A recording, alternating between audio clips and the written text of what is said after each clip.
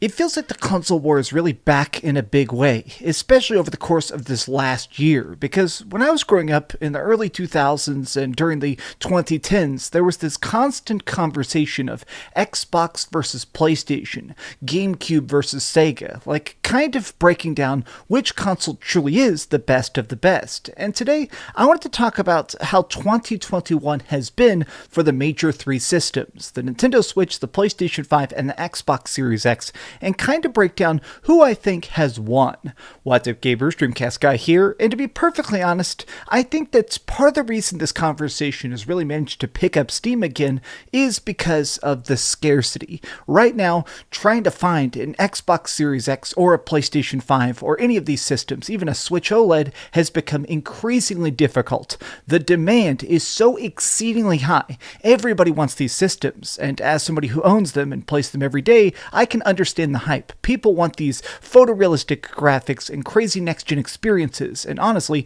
some of the best games that have ever existed.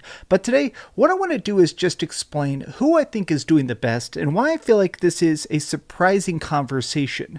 Now let's begin by just saying that there's going to be two separate parts of this. I want to look at some console sales because honestly that kind of blows me away, and then I want to talk about some of the exclusive games that have come out this year because I really feel like there isn't an exact loser. I do think that there is a console winner, but nobody is completely lost. I mean, honestly, there's just so many good things to play from third-party studios that no matter which system you choose, you're going to have a very good time. But let's begin by taking a look at this. This is an article I found this morning over on Distractify, which kind of actually melted my brain a bit. So this is the numbers calculations as of October 2021, and this is basically the full fiscal year now that exists for all these systems. Now, in the first year, the PlayStation 5 has now sold 13.4 million units. Like, that's pretty impressive. It's not quite as high as I thought it would be. With the amount of conversation around the PlayStation 5, the amount of times I hear about bots scooping up all the systems and stuff, I kind of thought it would be closer to 15 million, but perhaps that's just, again, because of the console shortages. Now, there's also, what's weird is Microsoft isn't as clear about their sales, but it seems like there are about 8 million units sold right now of the Xbox Series X and S combined. So basically, if you shove together everything next gen about Microsoft, this is where they're at, 8 million units, which is weird. So I guess that means that there's like a 50% sales difference right now from Xbox to Microsoft, from Xbox to PlayStation 5. Now that's still pretty decent. That's still pretty impressive. Now I do want to quickly note, these are not just random numbers. This is actually data that's been scraped. These are the self-reported numbers from Sony. With Microsoft, we do have to go off their vague fiscal reports to try and figure out how many consoles they actually sold, but still, 8 million units is very, very impressive. Where I'm kind of the most impressed, though, is looking at the numbers of the Nintendo Switch. It's crazy to me that the Nintendo Switch is actually approaching the highest selling console of all time. Like, straight up, they just sold another 8 million consoles between April and September. That's 1/4 of their freaking year. So it seems like there's like 30 million Nintendo Switches have been sold in the last 12 months, which obviously doubles any other system that's out here right now. It's crazy, but now they're at a total of 92 million Nintendo Switches have been sold so far. Now here's my thoughts on this. If we're just talking about the hardware itself, the actual capabilities of these systems, I think that they're all great. Like, straight up, I think the graphics and controllers of the Xbox Series X and the PlayStation 5 are top notch. I think the ability to play these games without load times is good. Their online stores are definitely nice. But I feel like nobody's talking enough about the Nintendo Switch OLED system. Okay, so I'm a bit biased here. I'm a massive lover of handheld gaming specifically. I definitely grew up playing the Game Boy a lot, and I think it's really interesting that you can play a game with great graphics on the go, and the OLED screen. Like, let's face it, the Nintendo Switch is not next gen. It's pretty far away from what the PlayStation 5 is doing right now. Like, that's pretty obvious. But even with its weak hardware, which I guess technically that's what it's classified as, I still feel like the Nintendo Switch manages to be the thing I go to the most when it comes to just wanting some instant fun. Like the Nintendo Switch, especially now with some of the stuff like the fact that Nintendo 64 games are finally on there. Today, just as I record this video, they just dropped the freaking Paper Mario on there. It's cool that the Nintendo Switch manages to be full of great games, and now with the OLED screen, that definitely makes them look better. That tiny extra clarity of graphics makes me definitely love this system even more, but to be honest, I am looking forward to a hopeful Nintendo Switch Pro so we can be at least closer to the 4K capabilities of every other system. But you know what? Console sales are only half the conversation. I do think that system sales are important simply because usually whoever is selling the most is where the game developers are going to go. Like straight up, the reason that so many indie devs went to the PlayStation 4 last generation is because it sold over 115 million units. Indie devs want to try and find the biggest pool to throw their game into to make sure they have access to the biggest audience. So even though it's not a direct one-to-one, I still feel like it's important to kind of consider the fact that console sales do matter even if you only plan on buying one system. But let's talk about video games. Let's actually talk about the exclusives specifically, the stuff that's being made by Sony, Microsoft, and Nintendo. I feel like 2021 has been a pretty decent year. I've noticed a lot of hate on the internet, a lot of people calling this a sleeper year. I've seen so many people saying that the major hits are going to be coming out in 2022, and I feel like this is partially correct. I mean, I think we can admit that games like the next God of War, Horizon Zero Dawn, it seems like this Breath of the Wild sequel is going to be very big and very magnificent, but I feel like it's a bit of an insult to consider that nothing came out in 2021.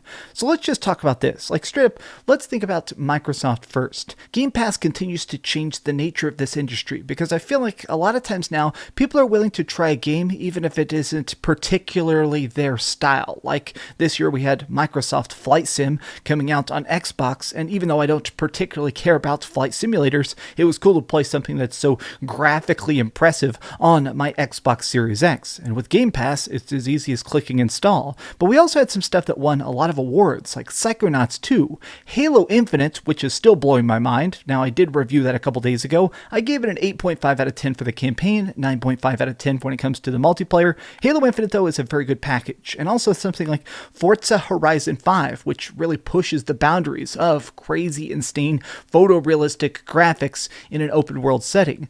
Each of these games is really good, and I feel like it's starting to make me sort of get won over to the idea that Microsoft is doing what they've always been trying to do in secret. It makes me reminded of that like meme where it's Thanos' glove, but instead of all the different power gems, instead he's got different game studios. Microsoft is just sort of paying to win. They keep scooping up every single developer they can to make sure that their games are only going to exist on Xbox. Going into 2022, I'm very, very curious to see games like Starfield.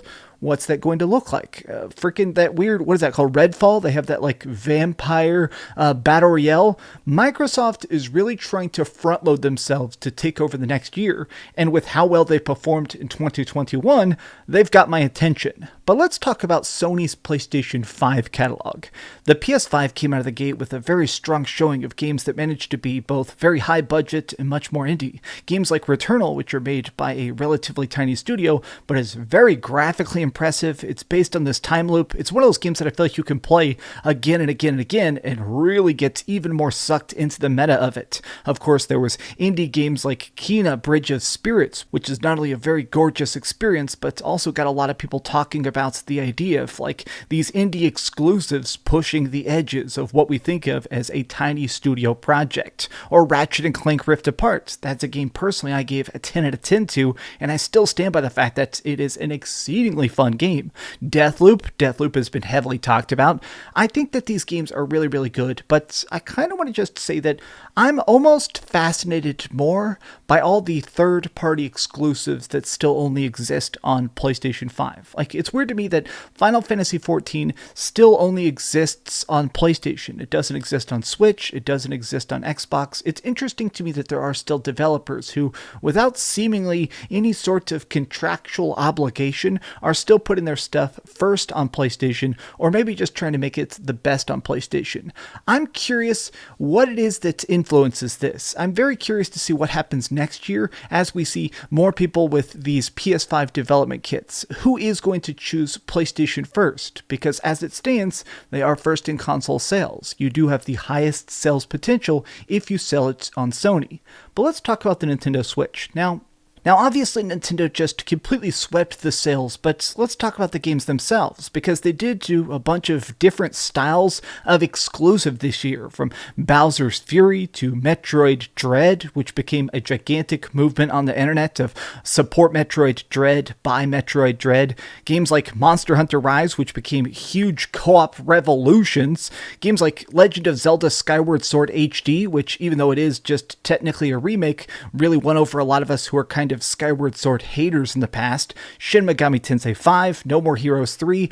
Like, what's kind of crazy to me is that I feel like as much as there were a bunch of good games that came out, Nintendo Switch, in a lot of ways, came out with the most back-to-back bangers, which is crazy because I still feel like I personally played my PS5 the most this year. I enjoyed the most games on it. If you can't see it, but over here I actually have my most collectible games right now. When it comes to physical games, I have the biggest amount of PlayStation 5 games from this year, but it's still nuts to me that Xbox, they're doing great with Game Pass. Nintendo, though, it seems like when it comes to just retail sales, freaking they are dominating.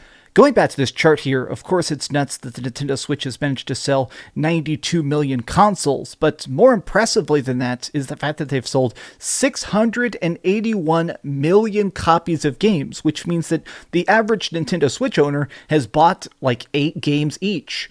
I think that's actually a testament to the fact that Nintendo, they've really decided to stack the deck. And when it comes to this year, it's difficult for me to pick a specific winner. Somebody I feel like has managed to completely dominate the market. If I had to say a singular person who has kind of topped the charts though, I think Nintendo has won 2021. I kind of wish that Xbox had done a bit more with pushing out those exclusives this year. I liked Halo. I've spent a bunch of time running around with Master Chief. PlayStation, I really enjoy Returnal. I really enjoy the exclusives they put out, even the more indie stuff. But I still feel like Nintendo has managed to edge them out by taking over the entire market from casual to hardcore. Whereas PlayStation and Xbox, they still seem to be targeting just the most ruthless hardcore people they possibly can. It's been an interesting year. But what do you think? I've just had a bunch of fun. I mean, I can't really say that we've really lost. Everybody is completely dominated this year. But what are your thoughts? Which system did you enjoy the most? Which system are you still trying to track down? Are you still trying to get a PlayStation 5 or an Xbox? Tell me your thoughts in the comments down below. And if you enjoyed this video, please give it a giant thumbs up and keep dreaming. All right, man, time to go back to gaming. Thanks so much for watching that video. If you want to see something else, you can always click this link to see what I put up last, or, subscribe and see what's coming up next. Also, I promise that whatever I do, it'll try not to suck.